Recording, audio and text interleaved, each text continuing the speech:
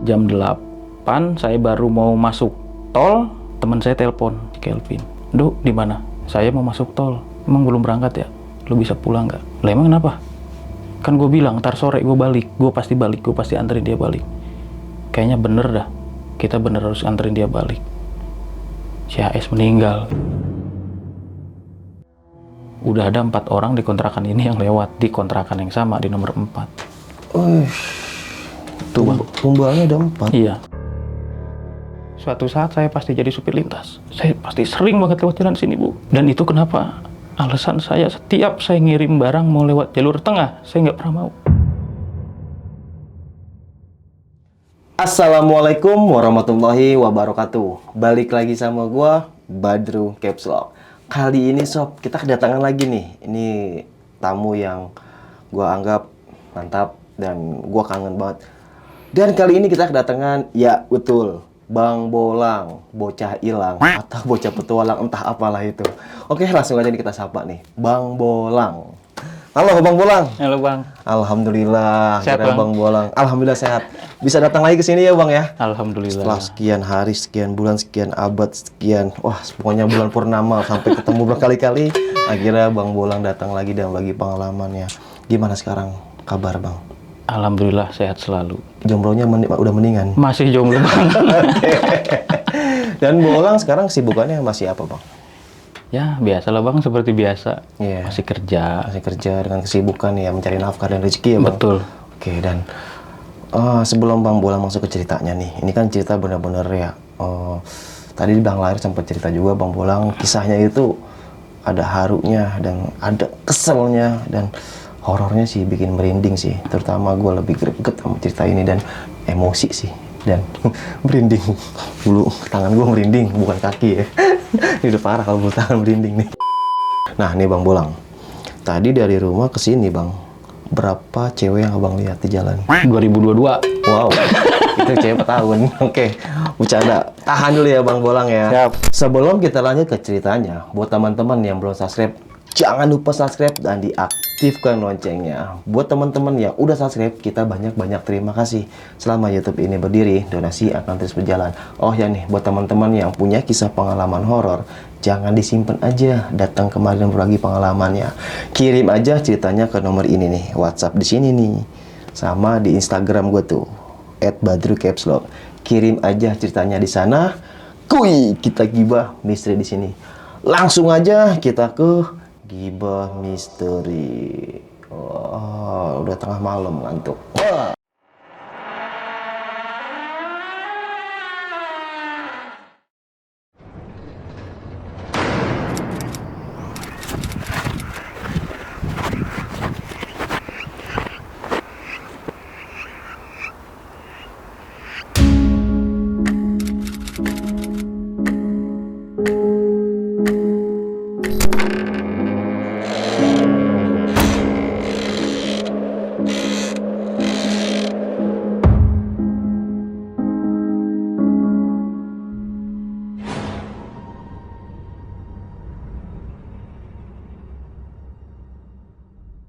Halo Bang Bolang. Sip.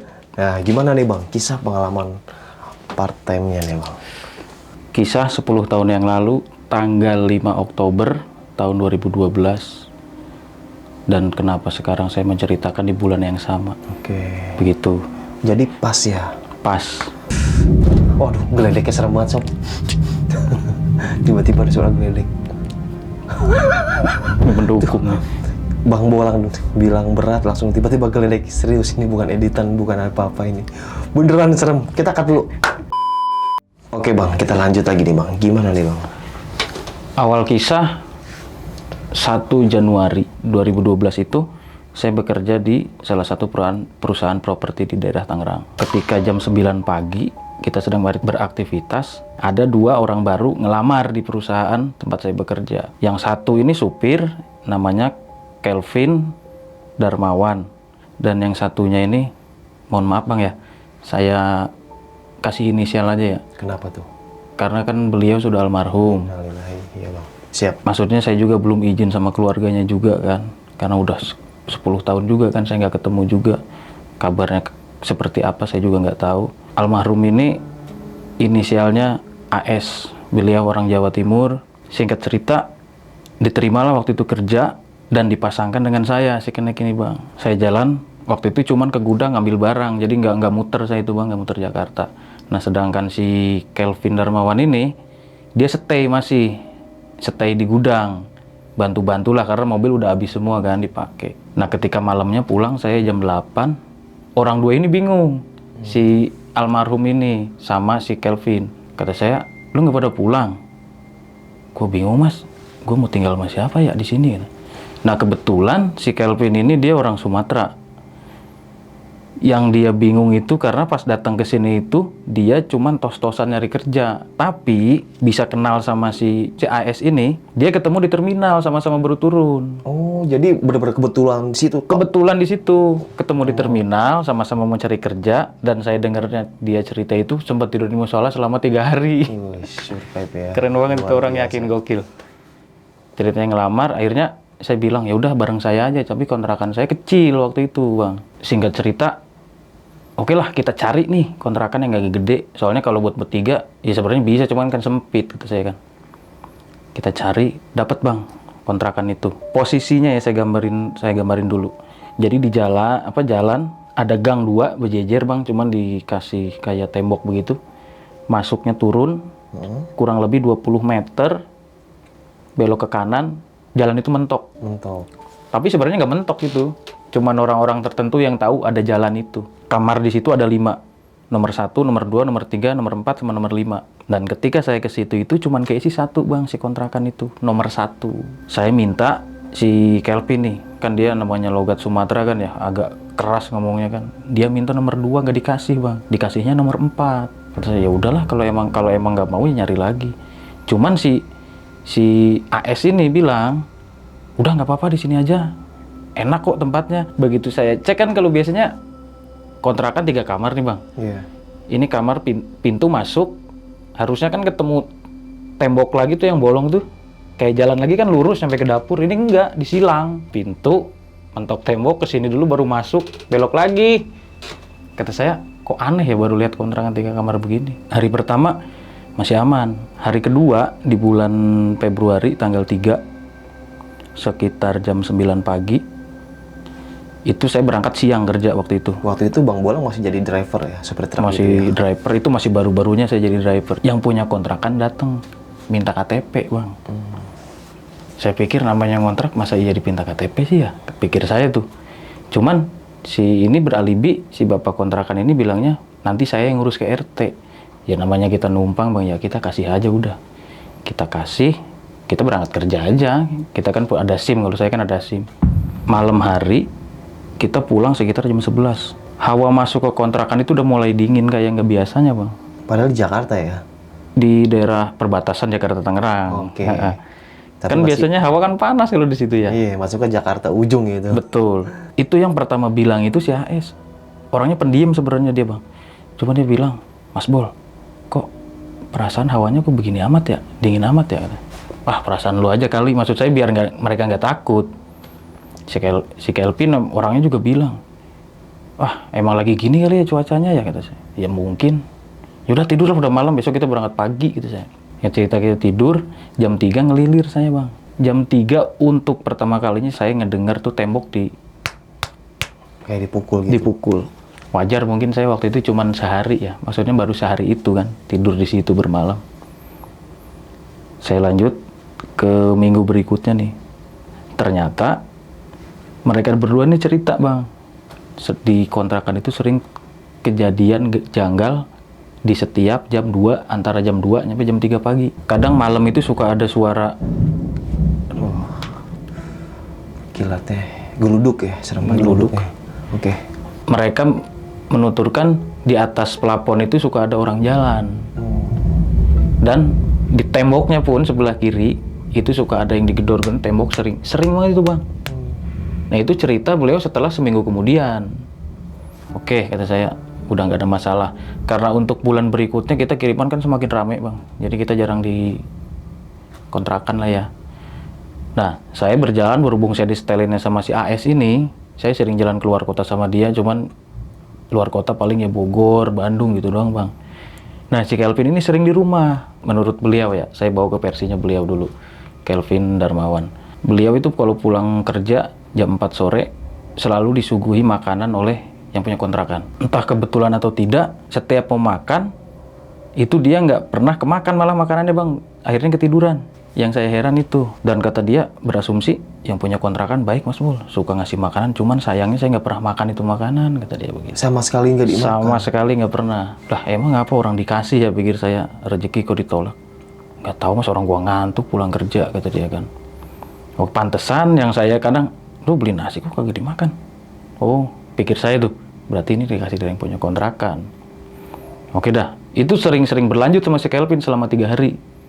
Yang herannya itu tadi saya bang, yang herannya itu dia nggak pernah makan makanan itu. Jadi di bulan berikutnya nih bang, bulan Maret apa April gitu ya, karena kiriman ada ke Surabaya, saya ditemenin sama si Kelvin Darmawan ini. Otomatis nganggur kan si AS ini. AS. Nganggur tapi tetap dibayar, dia tetap berangkat kerja. Dia malah sempet dikasih makanan dan dimakan. Oh, Si makanan yang itu. dari yang punya kontrakan itu.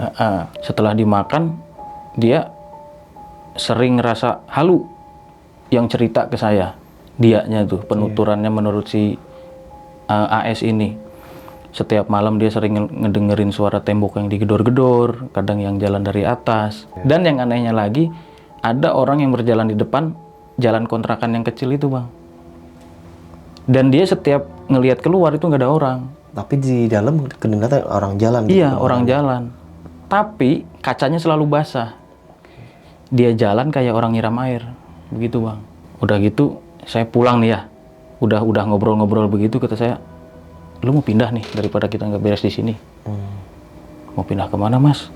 Kontrakan kita di sini juga termasuknya murah kan. Gaji kita berapa waktu itu pikir. Tapi ya juga ya. Ya terserah, gue balikin sama kalian kalau emang mau pindah. Ya kita cari lagi yang lain, kata saya. Kebetulan si Kelvin ini nih, jadi yang pojok kontrakan itu ada cewek cakep ceritanya nih Bang. Oke. Kayaknya si Kelvin ini emang suka sama dia kali, makanya dia nggak mau geser. Lagi ngincer lah. Iya, lagi ngincer. Lagi PDKT. Pulang lah ya, singkat cerita nyampe ke kontrakan, si AS ini sakit. Yang saya dapat kabar dari tempat kerja, 2 hari dia udah nggak masuk. Tapi setiap kita di mes nanya, lo udah makan belum, keadaan lo gimana, sehat aja. Ternyata dia ngumpetin itu.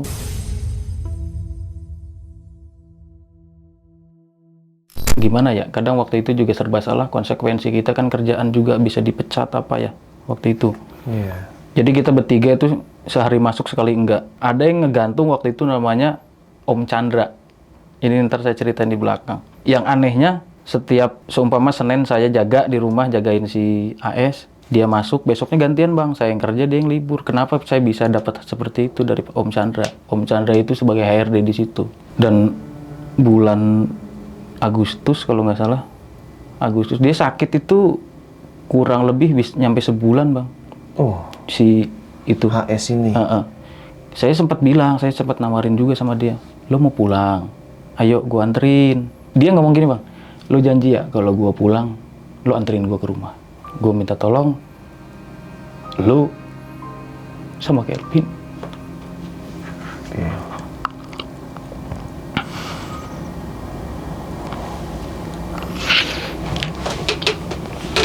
Sorry. Iya. Gue minta tolong, lu sama Kelvin anterin gue ke rumah. Lo temuin orang tua gue. Gue di sini selalu baik-baik aja. Meskipun keadaannya dia emang bagus orangnya Bang. Dia ada masalah apa, dia nggak pernah namanya cerita sama orang tuanya. Oh. Pokoknya rahasia mereka yang tahu cuman kita doang. Teman-teman kerja ya. Asli. Mohon maaf buat keluarganya yang katanya dia cerita sama saya broken home dari keluarganya. Jadi si AS ini cuman berjuang buat ngidupin ibunya. Duh ya Allah. Oke, kita cap dulu.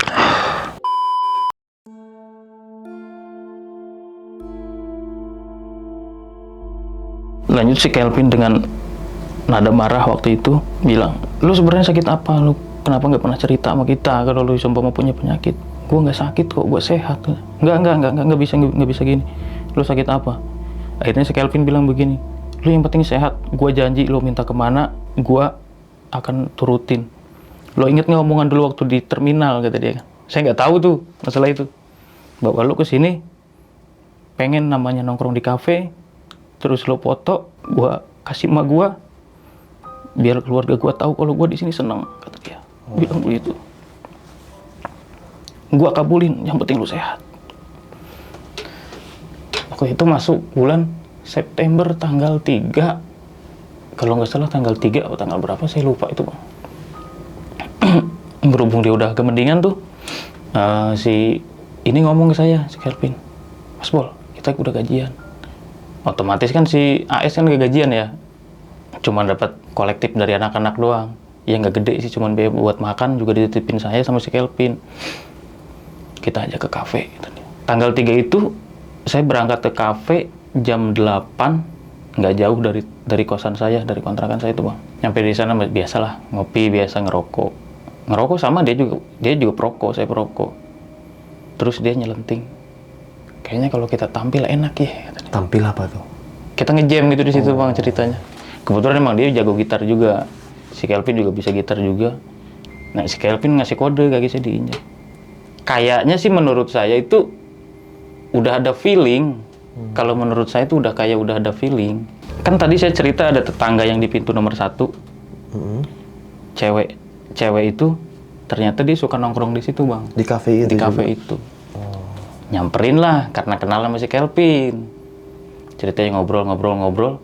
Oke, singkat cerita pulang. Nah, si AS ini bilang, dia paling terbuka sama saya.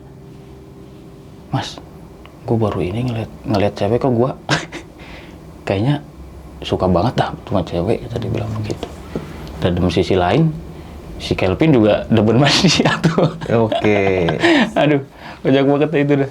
Ya namanya bertetangga kan. Dan yang anehnya saya, si AS kenapa baru tahu dia itu kalau tetangga begitu si Kelvin cerita. Baru ngeh. Dan selama ini tuh dia kayaknya gue nggak pernah lihat itu cewek ada di sebelah. Iya. Singkat ceritanya tuh ngobrol, jadilah sakit untuk yang kedua kali di bulan September. Si HS ini nih. Si AS ini sakit. Nah, di sini sempat jadi chaos. Jadi kita bertiga sempat mau berantem juga, salah paham lah intinya. Karena yang tadi saya bilang, si antara dua ini kan suka sama satu cewek ini nih. Ketika si AS ini sakit, setiap jam 7, pokoknya malam lah ya, si Kelvin ini selalu pergi nggak pernah pamit. Padahal dulu dia kalau gue keluar dulu ya ke tempat cewek gue, apa kemana lah kasar gitu, dia pasti pamit, ini nggak pernah pamit. Dan setiap dia pulang itu pasti lewat jam 12. Saya kan curiga juga, dia cuma bisa diam aja udah nahan sakit, dan sakitnya pun bagi saya nggak wajar. Waktu itu saya berpikir seperti itu. Si AS ini dianterin lah sama saya ke puskesmas. Karena ngantri, besok paginya nih, karena ngantri, dompet saya ketinggalan, saya pulang. Si cewek ini ngobrol di dalam kontrakan sama si Kelvin. Nah itu ntar saya buang di belakang aja. Singkat cerita saya udah bayar bla-bla sedemikian rupa, pulanglah saya ke kontrakan. Pas di kontrakan, si bapak kontrakan itu ngasih makan lagi. Nah ini ada namanya Om Rahmat. Dan saya itu ngelihat dia emang sering, cuman dia kalau keluar itu pagi, kayak jam 7, jam 8. Udah itu saya udah malamnya nggak pernah lihat dia. Dia keluar dari jalan yang tadi saya bilang, kelihatannya buntu, baru itu jalan. Okay. Nah di belakangnya ada rumah, dia jalan, gitu kan. Om, gitu. Ya permisi ya, gitu. Permisi, dia lewat gitu kan.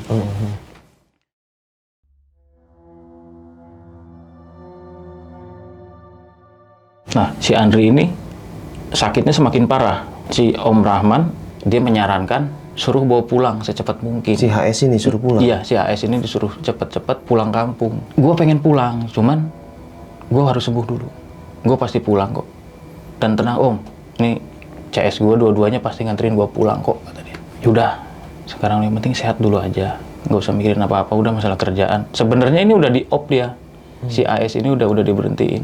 Cuman kita berdua, maksudnya nyembunyiin itu dari situ. Singkat cerita, malam kita tidur, entah kebetulan atau tidak, kita pertama itu semuanya tidur itu dikirain cuman saya doang bang, rep-rep apa ketindihan itu ya. Seperti suara yang sama, terdengar suara kayak tembok digedor-gedor bang. Terus di atas ada orang yang berjalan, Dan seketika ada orang jalan di luar kontrakan, ada yang nyiram air, langsung kesadar. Nyiram air langsung sadar, maksudnya gimana tuh? Jadi jalan nih, Iya. kan kalau nyiram air kena kaca, cerat gitu tuh, kedengaran cerak, langsung bangun. Saya langsung bilang sama orang tua, lu ngapain ikut bangun? Kata saya. Lu pada ketindian ya? Kata si AS, bilang begitu. Gue minta tolong, lu sholat deh. Nah, kebetulan si Kelvin ini non-muslim. Gue minta tolong, doain gue sekalian ya. Oke, saya sholat waktu itu. Dan sholat pun berasa di belakang kayak ada makmum itu bang, saya ngerasain itu. Saya sholat di situ, sekalian sholat tahajud. Alhamdulillah malam itu bisa tidur pulas bang. Dan singkat ceritanya, masuk ke bulan Oktober, ini penyakit nggak tahu penyakit yang saya sendiri pun saya nggak tahu bang itu sebenarnya sakit apa. Si HS ini. Si AS ini. Saya bawa ke puskesmas. Normal semua. Darah normal, sampai ke penyakit gula, asam urat segala dicek. Normal semuanya. Saya berpikir kalau emang ini nggak beres, mau minta tolong sama siapa waktu itu, karena kenalan di situ pun saya belum banyak. Dan mereka berdua juga kan orang baru di Jakarta waktu itu. Tibalah tanggal 4.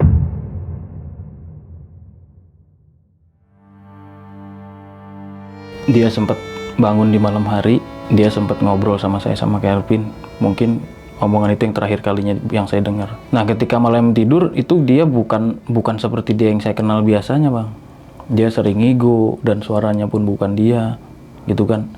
Dia sering banget ngerasa kakinya ada yang narik. Pikir saya ini anak sebenarnya kenapa ya? Dan malam itu pun saya nggak tidur sama si Kelvin, malah jagain dia waktu itu. Ini besok kita antar pulang aja deh. Saya berucap begitu bang waktu itu. Besok gue pulang dari Bandung, gue buru-buru, orang cuma satu ngirim. Waktu itu ngirim saya ke daerah Pasteur itu cuma satu tempat. Saya langsung pulang, lo mesen tiket, kita janjian di terminal, insya Allah keburu, saya bilang gitu. Oke lah, singkat cerita jam 6 saya berangkat, dengan keadaan dia menggigil parah bang. Si HS. Si HS menggigil parah, sini udah pecah-pecah kan karena nggak minum juga, dikasih minum juga balik lagi, muntah. Itu lu berangkat naik mobil apa bang? Maksudnya naik truk atau naik bis atau? Naik truk saya, Oh. masih dengan drive supir truk. Iya. Gitu bang. Saya berangkat pagi jam 6, saya berangkat karena waktu itu hujan gerimis, jadi ada insiden di depan gerbang yang tempat saya bekerja nih. Ada mobil trailer ngeguling bang, jadi ngalangin jalan. Mungkin suatu pertanda juga. Buat saya sih bagus itu pertanda bagi saya. Jam 8 saya baru mau masuk tol, teman saya telepon, si Kelvin. Duh, di mana? Saya mau masuk tol. Emang belum berangkat ya? Lu bisa pulang nggak? Lah emang kenapa? Kan gue bilang, ntar sore gue balik. Gue pasti balik, gue pasti anterin dia balik. Kayaknya bener dah. Kita bener harus anterin dia balik. Si HS meninggal.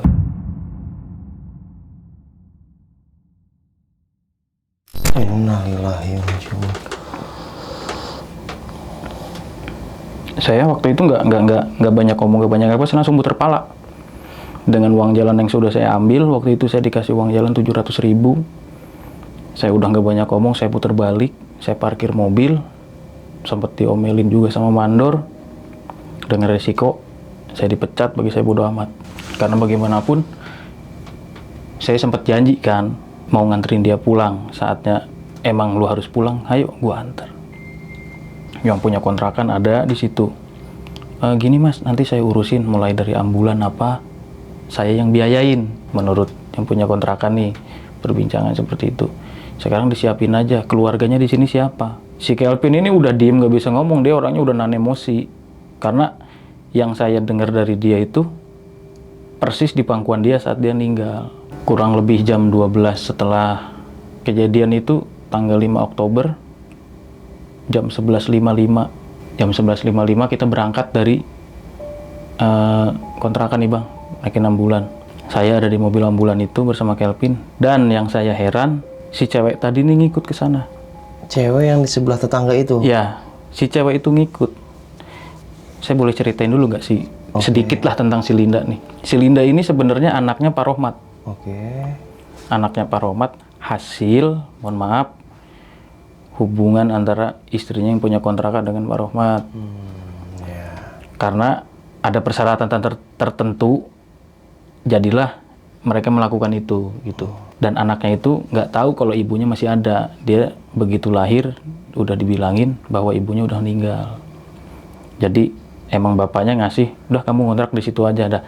Jadi si Linda ini sama yang punya kontrakan itu ya selayaknya orang kontrakan kayak nggak kenal aja gimana, biasa aja. Masing-masing gitu ya. Tapi mungkin karena ada ikatan batin dengan si bapak ini, Pak Rohmat ini emang akrab banget.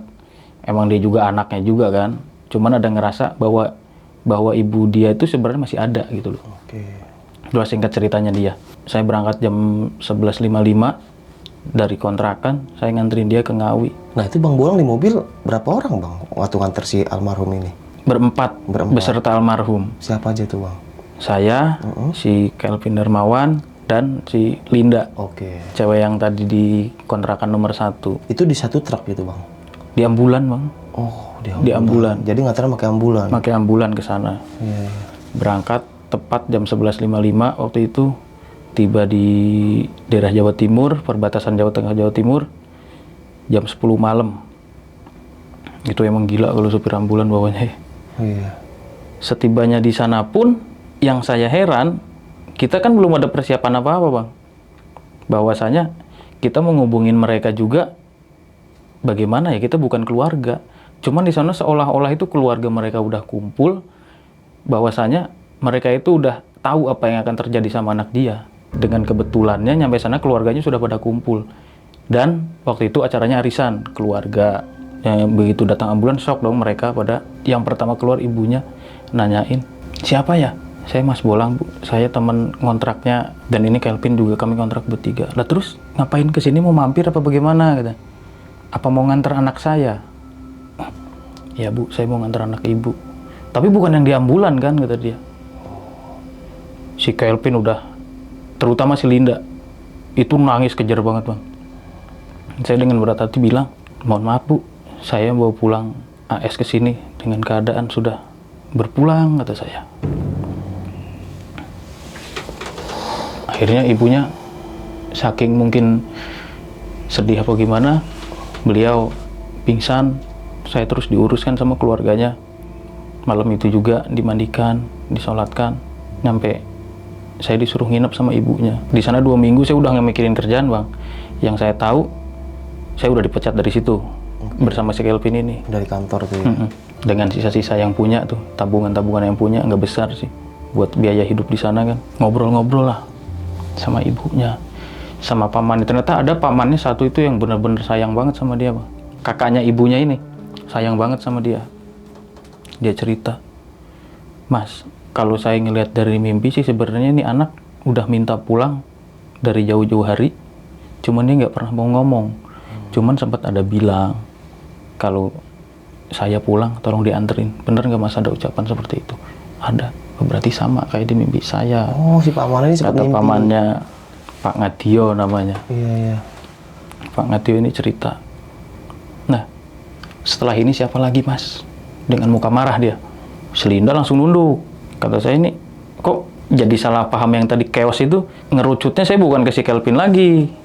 Saya ngerucutnya malah ke si Linda ini. Setiap saya ngomongin masalah kematian, itu pasti si Linda ini langsung gesturnya bagaimana sih, mencurigakan kalau bagi saya. Dan pada akhirnya setelah ngobrol selama 2 minggu, saya pamit pulang. Singkat ceritanya, Pak Ngadio ini bilang, sebisa mungkin, secepat mungkin kalian pindah dari situ.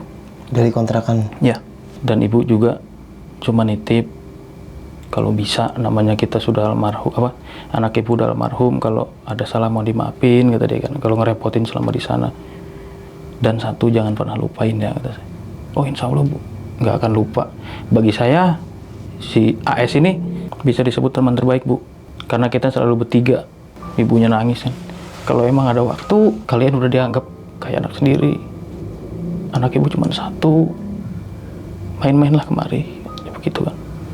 Insya Allah Bu, kalau emang ada rezeki, ada waktu juga, kalau emang saya masih main lintas, suatu saat, saya bilang gitu kan, saya sempat bilang gini, suatu saat saya pasti jadi supir lintas. Saya pasti sering banget lewat jalan sini Bu. Dan itu kenapa alasan saya setiap saya ngirim barang mau lewat jalur tengah, saya nggak pernah mau. Karena pasti ngelewat. Pernah saya sekali ke situ bang lewat. Saya malah jadi keinget sosok beliau gitu. Iya, Ke situ, kebayang. iya, Ya. kebayang. Sempet mikir mau mampir ke rumahnya. Cuman ya gimana bang ya? Meskipun beliau sudah nganggap anak, takutnya malah membuka luka lama itu bagi saya tuh. Singkat cerita saya pulang. Si Kelvin sama saya satu bangku bang. Kita naik bis pulang. Si Linda ini duduk paling depan. Si Kelvin cerita sama saya. Lu sebenarnya ada masalah apa sama gua? Kok akhir-akhir ini lu seringan diem sama gua? Harusnya saya yang nanya sama lu. Semenjak lu bilang sama gua lu suka sama si Linda. Terus lu tahu dari gue kalau si AS ini suka sama si Linda juga. Dia cerita, si Linda itu mantan gue. Dia berapa hari kerja di situ itu sempat jadian dulu. Oh, sama si Linda ini. Iya.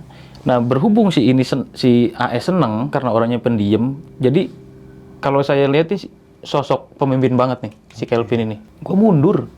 Gue kasih buat dia. Gue mundur. Saat itu dia bilang. Dan ketika itu emang kebetulan si Linda itu merasa terpaksa suka sama si Kelvin. Jadi sama dia, sama si AS. Dan kenapa? Gue tanya setiap malam lu berangkat dari kontrakan, entah kemana lu pergi, pulang jam 1, jam 2. Lu dari mana lu gak pernah izin? Gue minjem duit lah. Buat ngobatin itu dia. Gue udah gak punya celengan. Emang yang selama ini kita pakai makan, yang gue bilang uang kolektifan dari mana? Bullshit, gak ada uang kolektifan dari kantor. Diem saya di bis bang. Gak ada bahasa uang kolektifan. Lu ngomong aja dari gue. Gue yang suruh lu ngomong kalau ini duit hasil kolektifan. Itu gak ada orang di kantor yang kolektifan. Urusan mereka apa? Kita cuma bertiga. Lu tahu. Saya diem tuh bang. Dan pada akhirnya, ya saya mohon maaf gitu ya. Saya udah salah paham sama dia. Karena bagi saya pun salah paham. Itu wajar gitu loh. Karena dengan adanya sakit waktu itu, kenapa dia harus ngilang-ngilang terus? Singkat ceritanya nyampe kontrakan keesokan harinya. Tepat di jam 9 pagi kita nyampe. Yang kontrakan datang, intinya berbelasungkawa gitu kan. Saya nggak nyampe nggak masuk akal gitu ke teman sampean bisa tinggal di sini gitu kan dengan keadaan seperti itu. Ngasihin makanan, ketika ngasihin makanan si Om Rahman ini lewat. Begitu si makanan itu mau dimakan, entah sengaja atau enggak, itu kita ditabrak berdua sama dia bang. Sama Om Rahman ini. Yang menyebabkan si makanan itu tumpah. Yang punya kontrakan ini marah-marah. Lu gak punya mata lu ya, katanya gitu. Ya, orang begini gede aja ditabrak, kata dia bilang begitu. Ya namanya orang lagi kusut juga bang. Saya juga nawain keadaan. Langsung gak banyak ngomong, itu emang si Kelvin orangnya gitu kan. Dia berdiri dihajar itu orangnya langsung sama dia. Yang punya kontrakan? Bukan, si Om Rahman ini. Ditonjok sama dia. Ditonjok. Gue tuh lapar mau makan, kata dia begitu kan. Itu berapa hari saya selama di kampungnya almarhum, itu makan bisa dihitung kali bang. Tidur juga bisa dihitung jam. Karena emang dengan keadaan ya, kalau saya pikir juga saudara bukan apa bukan, cuman pertemuan yang bikin kita saudara gitu aja. Saya pikir waktu itu kejadian chaos. Tapi yang saya heran, selama saya tinggal di situ itu tetangga seolah-olah nggak pernah berbaur dengan yang punya kontrakan, begitupun yang punya kontrakan nggak pernah berbaur sama yang punya kontrakan. Oke, masing-masing. Masing-masing. Dan 2 hari setelah kejadian itu, yang punya kontrakan ini merasa seneng. Saya ngeliat merasa seneng, dia beli 1 unit mobil waktu itu. Nggak saya sebutin mereknya. Dia bilang dapat mobil, ngobrol-ngobrol gitulah dengan salesnya. Salesnya dikasih bonus gitu kan. Saya pikir ya mungkin usahanya dia, cuman saya nggak tahu juga usahanya dia itu sebenarnya apa. Tanggal 10 apa tanggal 12 saya lupa bang. Si Kevin ini juga jatuh sakit. Si Kevin? Si Kevin yang sekarang yang jatuh sakit. Dengan kejadian yang udah-udah, saya kan trauma juga jadinya takut waktu itu. Dia bilang, lu telepon Pak Chandra. Lu telepon Pak Chandra, please gue minta tolong telepon Pak Chandra. Dan ternyata Pak Chandra datang, ternyata dia omnya dia bang. Omnya si Kelvin. Cuman dia merahasiakan identitas karena di satu perusahaan kan nggak boleh ada keluarga di perusahaan itu. Akhirnya dia datang, kebetulan dia orang bisa. Di sampingnya dia tidur, ada mangkok yang gambarnya ayam jago. Ternyata si Kelvin habis makan makanan yang dikasih dari yang punya kontrakan. Si Om Chandra ini bingung dong, saya jelasin seperti itu. Nggak tahu ada angin apa. Tiba-tiba pintu ngebuka sendiri, pintu kontrakan saya kebuka sendiri. Sekelibas angin lewat. Teman kamu kok balik lagi? Teman kamu balik lagi? Om Chandra ngomong gitu? Iya, teman kamu balik lagi tuh. Siapa? Lah yang kemarin berdua, yang berapa bulan gak masuk, mana? Itu lah, mana nggak ada orangnya Pak. Dia kesini cuma mau ngasih tahu kok, dia pengen mastiin kalian baik-baik aja. Si Om Chandra bilang begitu. Dengan keadaan baik-baik saja, karena yang saya lihat dengan mata saya kepala sendiri, ini kamar mandi, di atasnya suka ada plafon gitu, dia jatuh tuh, prak. Jadi ada lubang ke dalam tuh. Otomatis kalau lubang begitu menyambungkan antara kontrakan lain dong. Semuanya kan pasti satu jalur. Ini petunjuk katanya. Si waktu itu bilang, omnya ini bilang, ini petunjuk kayaknya nih. Dah, diobatin dulu. Diobatin kurang lebih 2 menit. Seketika dia tertidur, si Kelvin yang punya kontrakan keluar dengan marah-marah. Marah gimana tuh? Siapa sih yang ganggu-ganggu kerjaan gua? Bilangnya begitu, yang punya kontrakan. Saya pas mau ngomong terus dibekap. Diem aja dengerin aja dia ngomong. Ntar kita tahu kok apa sebenarnya ini yang kejadian ini sebenarnya itu apa. Berani-beraninya ganggu-ganggu kerjaan gue, kata dia bilang begitu. Dia teriak-teriak depan kontrakan gitu Bang? Iya, depan kontrakan, karena si kontrakan sama rumah dia itu ada pada depan saya. Oh, dan dia nggak tahu kalau ada kalian di dalam? Iya, dia nggak tahu kalau ada kita di dalam. Oke. Ada sekitar setengah jam. Nah ini entah kebetulan apa gimana, Om Rahman yang tadi saya bilang sama anaknya si Linda masuk ke kontrakan saya. Di sini saya baru tahu yang membuat saya chaos tuh sebenarnya apa tuh dari sini. Oke. Saya ceritain versinya Om Rahman dulu. Jadi Om Rahman ini dulunya orang susah, dia terbengkalai di ibu kota, ketemu dengan yang punya kontrakan. Dia disuruh jadi tukang kebun, emang ada kebun cuman nggak gede, tukang kebun. Akhirnya kayak dianggap kayak saudara sendiri Bang. Nah sih punya kontrakan ini, dia pengen punya anak, udah 10 apa 15 tahun belum punya anak, dia pengen banget punya anak. Itu akhirnya jadi ada perjanjian antara yang punya kontrakan dengan mungkin jalurnya ke pesugihan. Oke. Dengan syarat lo bisa punya anak cuman bukan dari kamu. Gitu kan. Dari lelembut. Si menuturkan Om Rahman ini. Kamu setuju nggak? Emang nggak ada cara lain? Bisa. Tapi emang kamu rela kalau seumpama yang ngelakuin itu orang terdekat kamu. Yaitu yang melakukan Om Rahman. Punya anak. Dan pada akhirnya punya anak, si Linda itu. Si Linda sebenarnya udah tahu cerita itu. Si Linda ini anaknya dia, tapi emang si bapak punya kontrakan ini emang kelihatannya sayang banget gitu sama si sosok anak ini, si Linda ini. Dan ternyata juga dia indigo ternyata. Si Linda ini. Si Linda itu. Dan sebenarnya itu sudah yang dituturkan beliau ini seperti udah setting, seperti sudah disetting Bang kalau bagi saya. Karena begini, kejadian awal pertama ketemu di kafe itu ternyata Pak Roman ini ngedenger percakapan saya saat beliau ada di kamar yang nomor 5 yang kosong. Dan dia diperintahkan Linda untuk jaga si AS. Itu kisah yang sebenarnya diceritain. Karena yang ngerjain pertama Mas, saya mohon maaf. Tapi sampean jangan bilang-bilang kalau yang pertama ngerjain saya. Oh, Pak Rahmat ini? Pak Rahmat ternyata yang mengerjain. Saya sebenarnya udah nggak mau Mas. Makanya saya minta tolong anak saya suruh jagain. Sampai dia sempat mau makan, piringnya sengaja ditendang, nggak sengaja ketabrak, jadi nggak jadi makan kan. Dan akhirnya kecolongan juga, itu dia makan juga, ini jatuh sakit sampai meninggal. Dan kejadian itu pun mohon maaf, kemarin saya kejadian sampai ditonyok, saya nggak ngelawan karena saya merasa salah. Kalau seumpama itu makanan sampai kemakan habis, mungkin Bang Kelvin yang selanjutnya, kata dia. Dan terus Om Chandra bilang, tadi di atas itu kok bisa kebuka ya plafon? Ada apa ya? Si Kelvin bangun Bang. Dia langsung lari ke kamar mandi, dia mau naik ke atas yang lubang itu. Nggak tahu dari mana judulnya itu. Terus ditahan-tahan sama Om Chandra. Si Om Rahman ini bilang, nggak usah naik-naik, ayo nanti jam setengah 1 kita masuk. Kalau kalian pengen tahu sebenarnya dalam ada apa, ayo kita masuk. Kita nunggu sampai jam 1, singkat cerita kita masuk Bang. Saya baru ngelihat yang namanya benar, bukan cuma di TV ngelihat.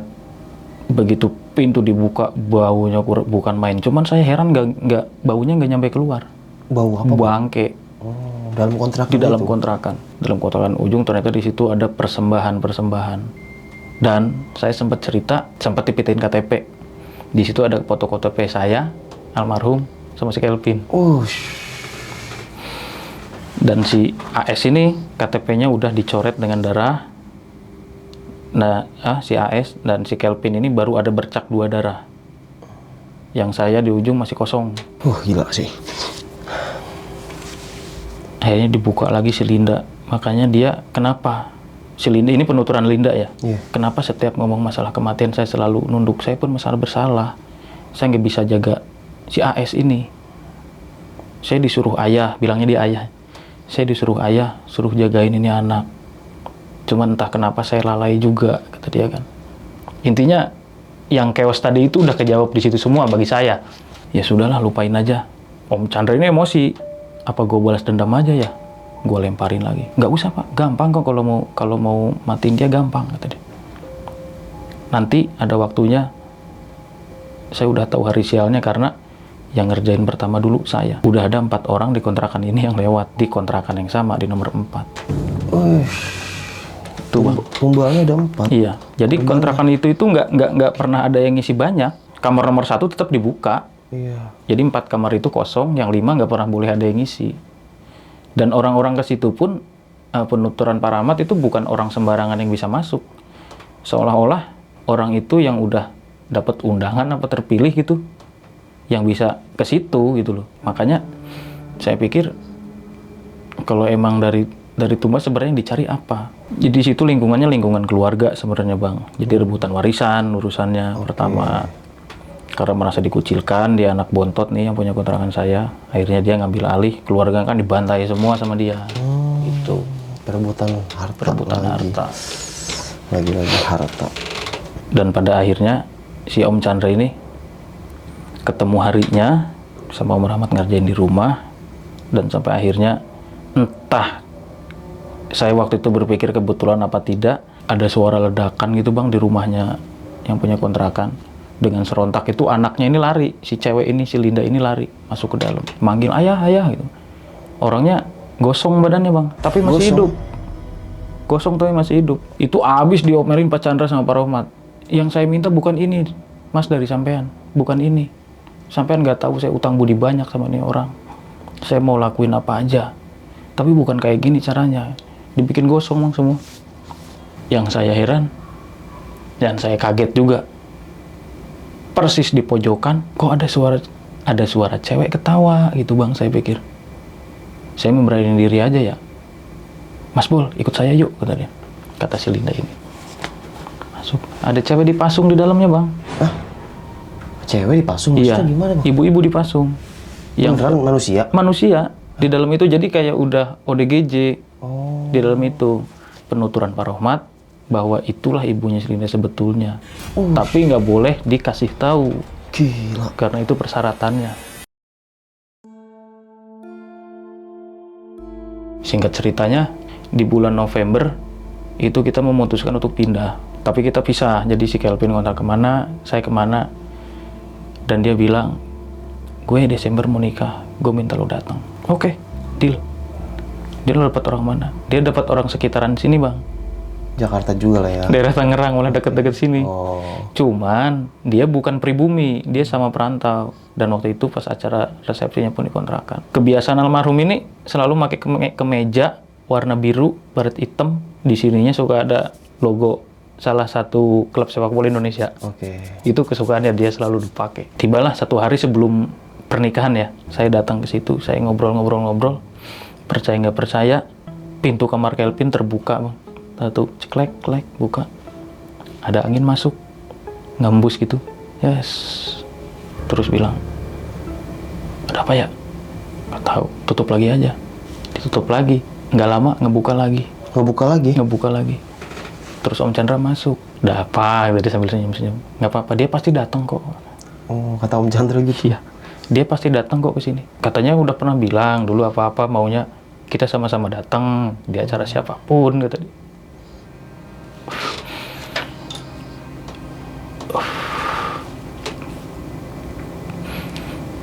Itu si Kelvin nangis bang. Di 1 hari itu nangis dia. Gue kayaknya kok kehilangan dia perasaan. udah berapa bulan ya? Perasaan gue masih baru kemarin itu masih kebayangan jadi gue. Tingkah konyolnya dia gitu. Ketika di hari H, saya kan jadi saksi, Bang. Jadi saksinya si Kevin. Ketika saya jalan di belakang, Om Chandra ini di belakang saya persis. Kan iring-iring pengantin, saya di belakang dia persis. Ada yang beginiin tangan saya, ada yang narik. Oh. Nah itu kebiasaannya sih AS. Kalau jalan sama saya pasti narik-narik mulu. Tangan ya? Jalannya lama masalahnya dia. Saya nengok ke belakang, ngapain Om? Udah, orangnya ikut. Saya udah bilang orangnya ikut. Oh, lu berasa kayak ditarik Bang. Iya. Tapi nggak ada orang. Itu Om Chandra sampai bilang, udah, kan saya udah bilang orangnya pasti ikut. Kata dia. Ya udah, saya jalan. Sedih banget itu bener. Mau nangis, cuman udah di make up gitu saya kan. Nah, nangis aja. Jadi penghulu, Kelvin, saksi kanan kiri kan. Om Chandra mundur. Yang tadinya saya sama Om Chandra, saya suruh sendirian. Biarin, di sebelahnya dia pengen duduk. Percaya nggak percaya, di bawah meja ada seragamnya, ada kaos yang biasa dipakai sama dia. Di bawah. Di bawah meja-meja penghulu. Siapa yang naruh? Nggak tahu. Sekarang logikanya aja itu pakaian dia aja terakhir saya simpan di kontrakan yang lama nggak saya bawa. Iya. Yang bawa ke situ siapa? Kan saya udah bilang, orangnya pasti ikut kok. Pernah nggak dia ingkar janji sama lu pada? Udah, akhirnya acara sukses. Biasa foto-foto Bang ceritanya nih. Pas foto-foto itu sama Om Chandra itu saya dikasih jarak, Mas geser dikit ke kiri kata dia. Jadi dibiarin dipoto si Kelvin, saya sama si ceweknya nih, yang kirinya itu sudah dikosongin. Nah itu ternyata si almarhum itu ada di situ, menurut si Om Chandra. Dan waktu dipoto pun waktu itu dokumentasinya saya juga salah waktu itu ya, dicolong juga HP-nya Bang, hilang juga. Kalau dokumentasi jelas banget di situ ada cahaya putih, kelihatan kayak siluet orang berdiri gimana sih? Yeah. Emang kan saya kalau berdiri sama dia kayak bar sinyal handphone begini. Oke. Si Kelvin tinggi banget, saya pendek, dia agak tinggi, jadi begini. Kelihatan banget Bang ada dianya tuh. Dan sampai kapanpun mereka, kata si Om Chandra, sampai kapanpun dia pasti ikut kok sama kalian gitu kan. Ya udah, pas sudah beres, malamnya saya izin pulang sama si Kelvin ini. Pin, gua pamit ya. Lu sama Wak, biasa saya bilang begitu. Lu sama gua udah gua anggap saudara sendiri, gitu kan. Kejadian yang kemarin buat pelajaran kita semua nih. Ntar anak gua jadi ponakan lu, dia bilang begitu. Dan cerita itu pun, kisah itu pun terakhir, hingga sekarang, saya belum pernah lagi ketemu yang sosok Kelvin seperti apa. Oh. Yang sekarang. Pas dia setelah nikah ya? Setelah nikah itu saya udah nggak ketemu lagi sosok Kelvin. Dan saya mengharapkan si Kelvin ini beserta keluarga kecilnya bahagia gitu yang saya mau. Amin. Makanya saya menceritakan ini sebenarnya berat Bang. Terus terang saya berat nyeritain ini. Mungkin kenapa nggak lost kontak, mungkin udah hilang kontak ya? Hilang kontak. Mungkin kalau Bang Kelvin nonton, ya nanti bisa hubungin Bang Bolang biar bisa ketemu lagi dan reunian mungkin ya. Oke, lanjut Bang. Ya ini nyampe sekarang saya masih nyariin juga sih Bang, maksudnya kangen aja gitu. Iya, momen-momen itu ya. Momen itu bagi saya masih singkat sih, berapa bulan saya kenal, setahun, nggak nyampe setahun lah hitungannya. Tapi buat saya dia itu pembimbing banget, serius. Dia bisa ngayomin saya, bisa ngayomin si almarhum juga. Bahkan yang saya ingat dari beliau itu yaitu apapun yang terjadi kita harus bareng-bareng kata dia. Dan saya berharap sih dengan adanya ini saya bisa ketemu lagi gitu Bang. Amin. Dengan si Kelvin ini. Kelvin. Ya mudah-mudahan lah beliau nonton. Ini kisah saya ini aja Bang, di tanggal 5 Oktober 2012. Oke. Meninggalnya tanggal 5, mungkin tayangnya setelah tanggal ini Bang ya. Nah ini Bang Bolang, kan tadi kan Bang Bolang sempat 2 minggu ya tinggal di kampungnya si almarhum HS ini. Ya. Pas selama di sana itu Bang, itu Bang Bolang sama si Kelvin itu sama Linda ngapain aja di sana Bang? Dan ada gak obrolan dari teman-temannya si almarhum atau saudara-saudaranya atau pamannya yang lain gitu Bang? Tentang almarhum ini, kenapa dia bisa meninggal gitu? Kalau saya pikir sama si Kelvin karena kan sebelumnya saya belum tahu ya, karena sakit. Yang saya tahu karena sakit. Cuman saya sempat bilang sama Kelvin waktu itu, Vin, dia kan sakit. Cuman kita pernah meriksain dia bareng dengan hasil pemeriksaan semuanya baik. Ada unsur apa? Gejalanya nggak ada gitu? Nggak ada Bang. Tipes atau mah atau apa? Nggak gitu? ada. Nggak ada. Dia yang saya sering lihat itu dia kayak menggigil terus kedinginan ngerasanya. Kadang kepala sakit, kaki terutama di kaki sakit sebelah kanan. Nyampe saya tanya ke ibunya pun dia punya kebelakangan penyakit nggak, maksudnya di kakinya itu nggak ada. Anak saya sehat, nggak pernah ada kecelakaan apa. Pas pulang saya tadi belum cerita ya. Iya. Kalau ini makanya saya disuruh kalau bisa secepat mungkin pindah dari kontrakan itu. Iya, iya. Karena Tadi udah cerita. belakangnya kan dia belum ngasih tahu ke saya Oke. bahwasanya di situ itu kalian mau dijadiin buat pesugihan.